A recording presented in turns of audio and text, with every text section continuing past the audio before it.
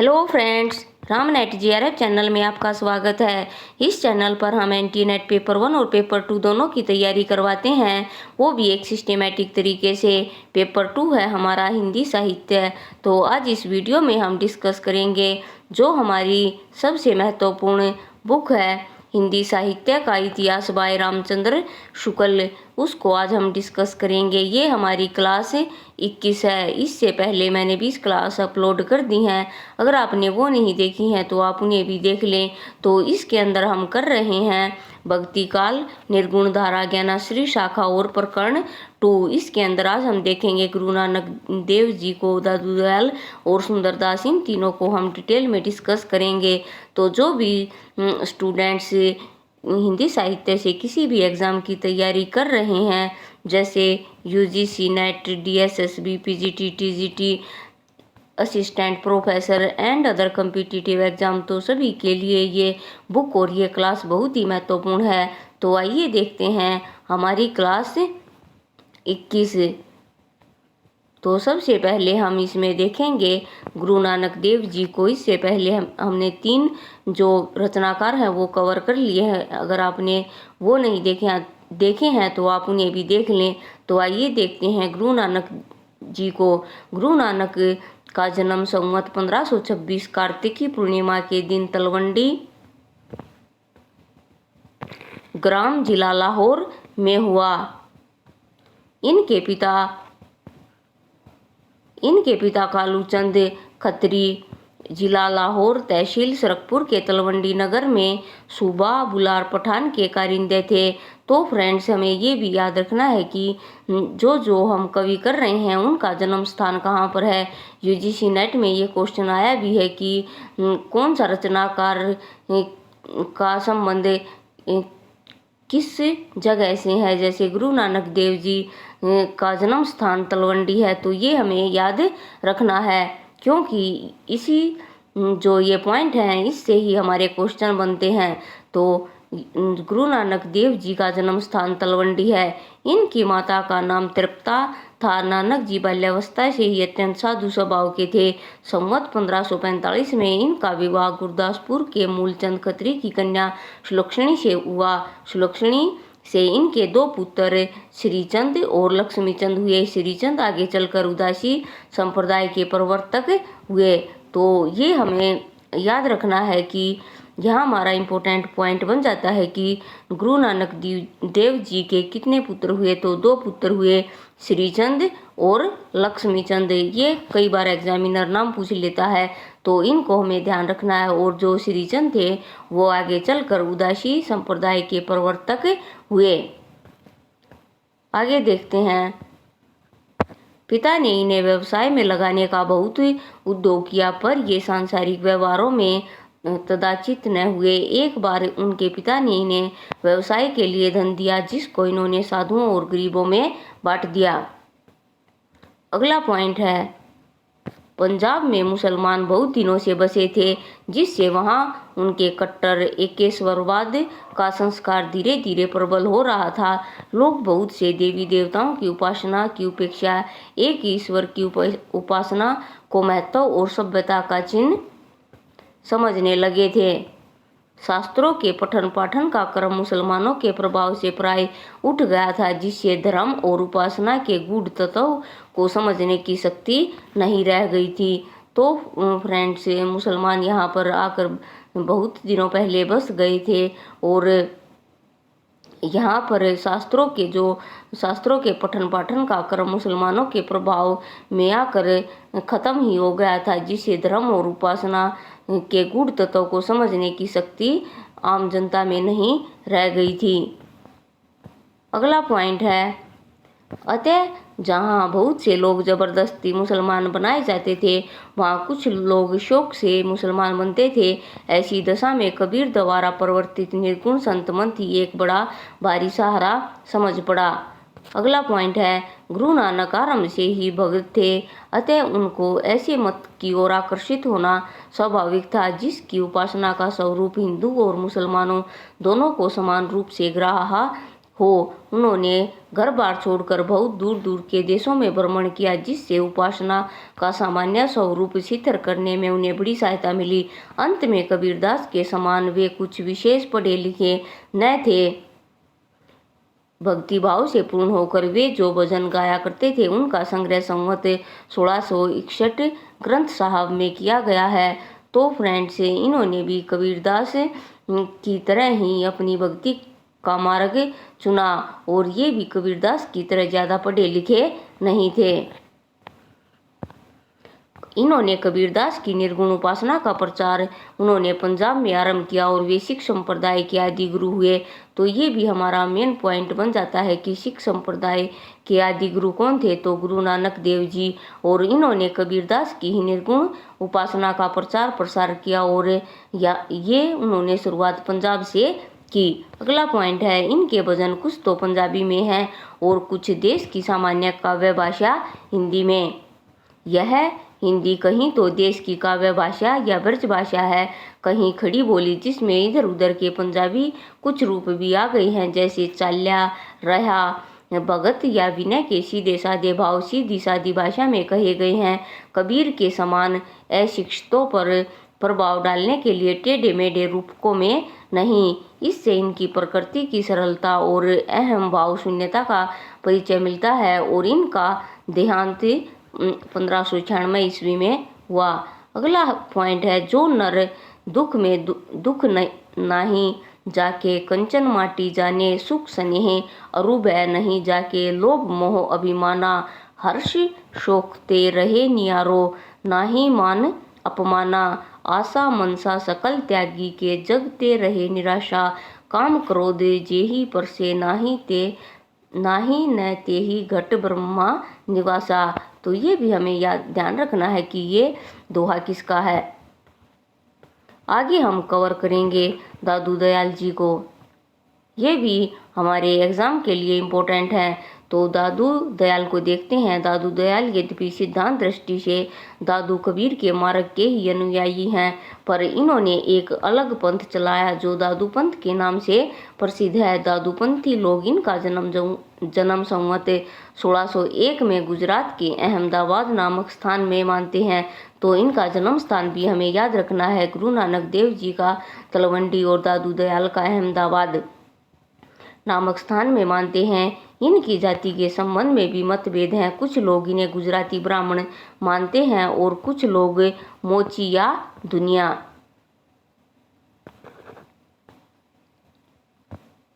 अगला पॉइंट देखते हैं, दादू दयाल की उत्पत्ति कथा भी दादूपंथी लोग इनका कहते हैं कि कबीर साहब की उत्पत्ति कथा से मिलती जुलती है। इनके अनुसार दादू बच्चे के रूप में साबरमती नदी में बहते हुए लाधीराम नामक एक नागर ब्राह्मण को मिले थे। चाहे जो हो, अधिकतर ये नीची जाति के ही माने जाते हैं। यानी दादू दयाल जी जब बच्चे थे तो ये इनको नदी में बहा दिया गया था और ये लाधीराम नामक एक ब्राह्मण को मिले थे और अधिकतर जो सब इनकी जाति नीची जाति ही मानते हैं।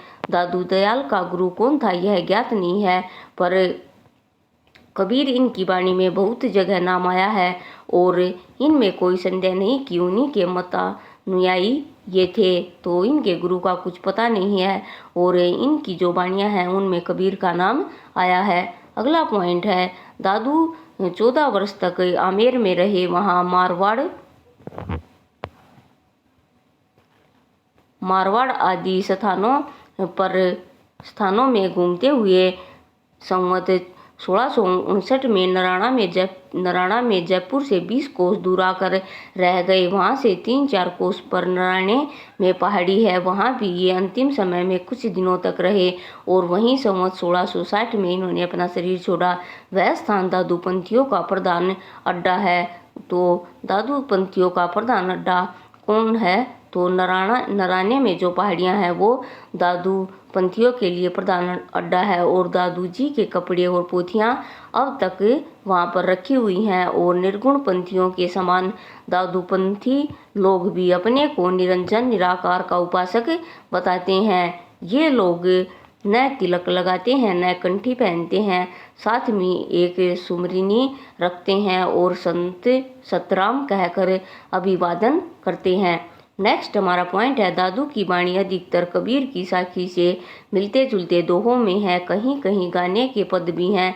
भाषा मिली जुली पश्चिमी हिंदी है जिसमें राजस्थानी का मेल भी है। इन्होंने कुछ पद गुजराती राजस्थानी में भी कहे हैं। कबीर के समान पूर्वी हिंदी का व्यवहार इन्होंने नहीं किया। इनकी रचना में अरबी फारसी के शब्द अधिक पाए जाते हैं, तो इन्होंने अपनी भाषा में मिली जुली इनकी पश्चिमी हिंदी है जिसमें राजस्थानी का भी मेल है और गुजराती का भी। और कबीर के समान इन्होंने भी पूर्वी हिंदी का प्रयोग किया है। और प्रेम तत्व की व्यंजना अधिक है। घर के भीतर के रहस्य प्रदर्शन की प्रवृत्ति में बहुत कम है। दादू की वाणी में यद्यपि उक्तियों का यह वह चमत्कार नहीं है जो कबीर की वाणी में मिलता है, पर प्रेम भाव का निरूपण अधिक सरस और गंभीर है। कबीर के समान खंडन और वाद विवाद में इन्हें रुचि नहीं थी। अगला पॉइंट है, इनकी वाणी में भी वे ही प्रसंग हैं जो निर्गुण मार्गियों की वाणियों में साधारणतः आया करते हैं, जैसे ईश्वर की व्यापकता, सद्गुरु की महिमा, जाति पाति का निराकरण, हिंदू मुसलमानों का अभेद, संसार की अनियतिता और आत्मबोध इत्यादि। तो इनका ये दोहा भी इम्पोर्टेंट है, भाई रे ऐसा पंथ हमारा। तो इन्होंने अपना अलग ही पंथ चलाया था और उसको ये कहते हैं कि भाई रे ऐसा पंथ हमारा। तो अगला है सुंदरदास जी को देखते हैं। ये खंडेलवाल बनिए थे और चैत्र शुक्ल 9 संवत 1653 में दौसा नामक स्थान पर जयपुर राज्य में उत्पन्न हुए थे। तो इनका जन्म स्थान दौसा ये भी हमें याद रखना है। गुरु नानक देव जी का तलवंडी और दादू दयाल का अहमदाबाद और सुंदरदास का दौसा। इनके पिता का नाम परमानंद और माता का नाम सती था। जब ये 6 वर्ष के थे तब दादू दयाल दौसा में गए थे, तभी से ये दादू दयाल के शिष्य हो गए और उनके साथ रहने लगे। संवत 1660 में दादू दयाल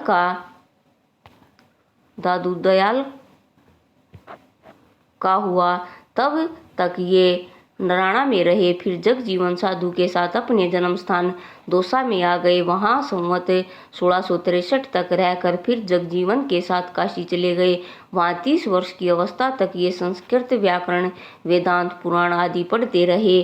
संस्कृत के अतिरिक्त ये फारसी भी जानते थे। काशी से लौटने पर ये राजपुताना के फतेहपुर शेखावटी में है नामक स्थान पर आ रहे और वहां के नवाब आलिफ खां इन्हें बहुत मानते थे। इनका देहांत कार्तिक शुक्ल 8 संवत 1746 को सांगानेर में हुआ। अगला पॉइंट है, इनका ढील डाल बहुत अच्छा था, रंग गोरा और रूप बहुत सुंदर था, स्वभाव अत्यंत सरल और मृदुल था। ये बाल ब्रह्मचारी थे और स्त्री की चर्चा से सदा दूर रहते थे। निर्गुण पंथियों में ये एक ऐसे व्यक्ति हुए जिन्हें समुचित शिक्षा मिली थी और काव्यकला की रीति आदि से ये अच्छी तरह परिचित थे। तो ये हमारा पॉइंट बन जाता है। तो कई बार एग्जामिनर ये क्वेश्चन पूछ लेता है कि निर्गुण मार्गियों में सबसे ज़्यादा पढ़े लिखे कौन थे, तो सुंदरदास सबसे ज़्यादा पढ़े लिखे थे।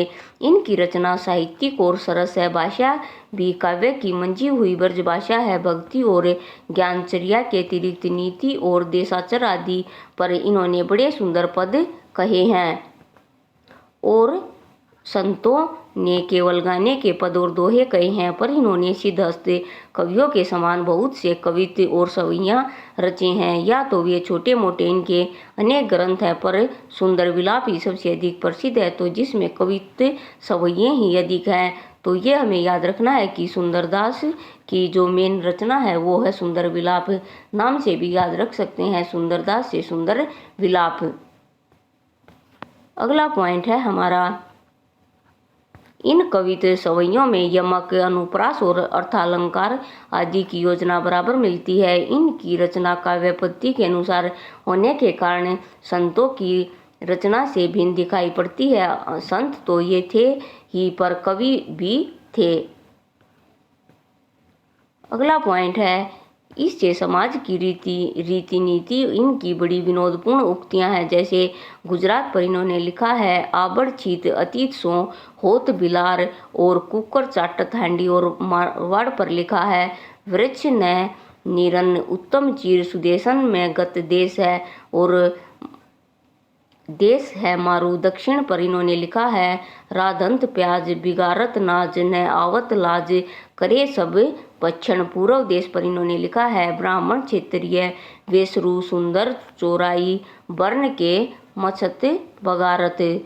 तो इन्होंने मारवाड़, गुजरात और दक्षिण पर और पूर्व देश पर इन्होंने बहुत अच्छा लिखा है।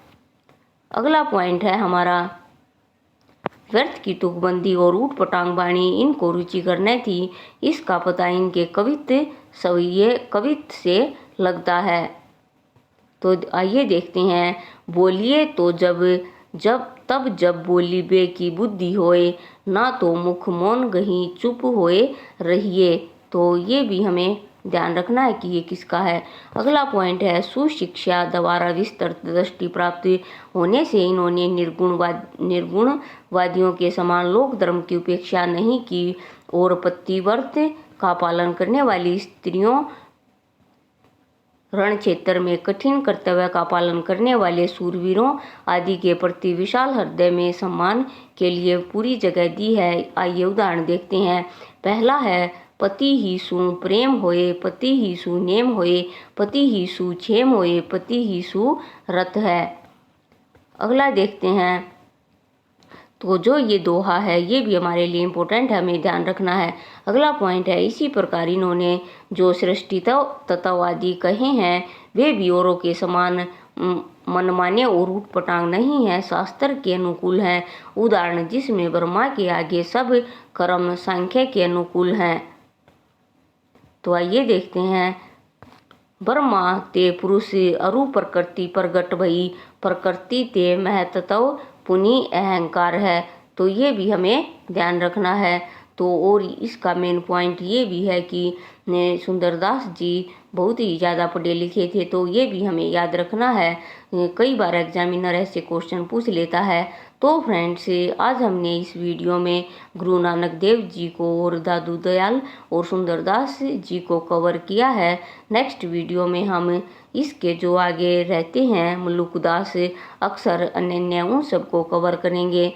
तो फ्रेंड्स, आज के लिए इस वीडियो में इतना ही। मिलते हैं नेक्स्ट वीडियो में और नए इंटरेस्टिंग और इम्पोर्टेंट टॉपिक के साथ। तो इस वीडियो को लाइक करें, चैनल को सब्सक्राइब करें और साथ ही से शेयर करें। और फ्रेंड्स, आप मुझे कमेंट करें कि ये वीडियो आपको कैसी लगी। तो फ्रेंड्स, तब तक के लिए खुश रहिए, स्वस्थ रहिए और अपने जीवन में आगे बढ़ते रहिए। Thank you.